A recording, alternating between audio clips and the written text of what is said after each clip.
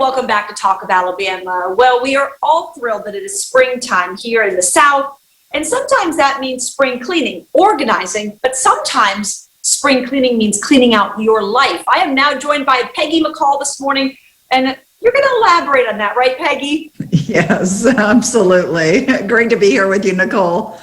I'm glad that you're here. So let's talk about that when it comes to our routines, because we're all so busy. Yes, we are. We're busy, busy people. But you know something? We could change our approach and do some things a little differently that our future self is going to say, thank you. Thank you for. For example, one of my routines is in the morning, I wake up and I grab a journal and I start to write down all the things I'm grateful for in my life. And from time to time throughout the day, if I find myself off track, I'll get back into that routine of writing what I'm grateful for. A very little thing, a simple thing, but it can make a big difference in how you feel. Well, and you talk about here, you had said spring cleaning your life. And it's interesting, I think with the pandemic, that a lot of people reprioritized family. So true. Yeah. And a lot of people just, at least in me as a 44 almost year old woman, I had a lot of friends that were like, wow, I'm going to change the way I do work or spend time with family or spend time with friends. It really made us all step back and think what's important. That's so true. I think there's always an opportunity. And I really believe that what's happened just within the last year is more people are staying home. We're a little more restricted on where we can go and what we can do. And what is that? That's an opportunity. We'll do more at home. Like you can do some more things for yourself, like really start to look at or evaluate how are you investing your time? And are the things that you're doing really progressive or productive? And if not, make some new decisions and start to get excited about what's possible for you. Yes, I am excited about that for sure. Let's talk about our friends list. So should we be reviewing our friends list? Yeah. What I really mean by that is to start to think about who you're hanging out with. They say that you're most likely like 5 of the people that you hang out with the most. Not to say get rid of your friends. I'm sure you love your friends and you cherish your friends. You appreciate them for some reason. However, if you're looking to create something different in your life, then look for some people that perhaps you could create a friendship with or establish a relationship with, maybe even create a mastermind. Start masterminding with other people that have created results that you're looking to create and learn from them. Okay. And you also mentioned, Peggy, about cleaning out your mind, so to speak. What do you mean by that? Yes, you see, we think about 70,000 thoughts a day. Most people are thinking negative thoughts. Well, negative thoughts are destructive. And so you certainly don't want to be destroying your life, but I don't think people are even consciously aware that they're doing it. So really pay attention. Start to pay attention. What thoughts are you thinking? What are you giving attention to? And if those thoughts are great in alignment with what you want, perfect. But if they're not, change it. Change your thoughts. Yes. And, you mentioned change, and so many people fear change. They get in their comfort zone and they're afraid of it.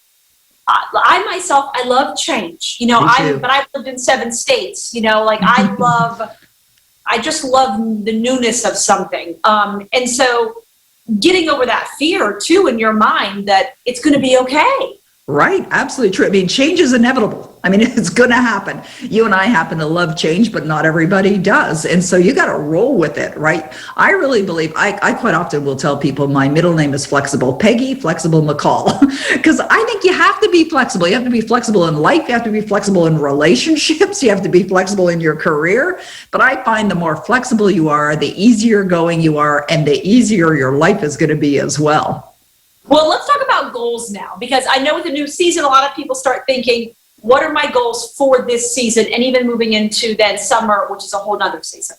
Yeah, absolutely. Well, I've been studying success for over 40 years. And the greatest lesson I ever learned is that decide on what you want and understand you do not have to know how you're going to get it. But that decide what you want is the part that trips up most people. They don't even take the time to sit down, take one of these things called a pen and write down, what would I really love? And that's how you define your goals, by answering the question, what would I really love?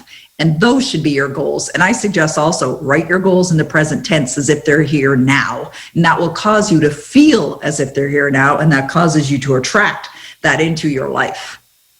And, you say that, and I'm sitting here thinking about friends that have done that. And the old saying of, you follow your passion, the money will come.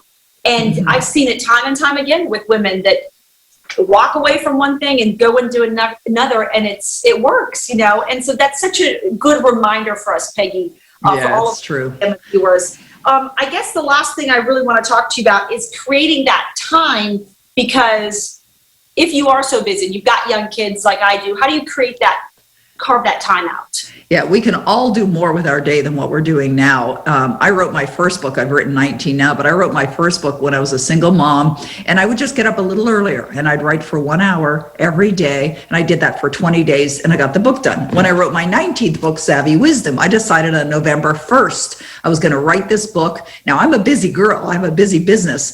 And so I went in my agenda, my schedule, and I blocked off a couple hours here and there where I could write this book. This is a parable, a fiction book. I'd never written a book like that before, but I got out of my own way with positive thinking, expected great results, and I scheduled it in. And 9 days later, boom, this baby was born, Savvy Wisdom. Oh my gosh, 19 books. Peggy, if people want to learn more about what you do, how do they contact you? How do they follow you on social media, and how do they get a copy of your books? The best place to go is my website, because everything's on there, and it's PeggyMcColl.com, PeggyMcColl.com. And you can help people with what, Peggy? Help them achieve their goals. Savvy Wisdom says on the front, it has the power to change your life. My life changed. That book is based on my life. It starts with a young girl who went to a park one day to kill herself. I was suicidal, and I've changed every part of my life for the better. And that's what I'm blessed to do now in my life. Oh my gosh, I had so much fun talking to you, Peggy. It was a joy. You too, Nicole. Thank you so much for having me. I appreciate it. Of course, her website at the bottom of the screen. Look her up today, get one of her books, and you know what? Put that first foot in front of the next, and pretty soon you will be so much further in life. Thank you, Peggy. We've got to take a quick commercial break, but more talk of Alabama just around the corner. Keep it right here on ABC 3340.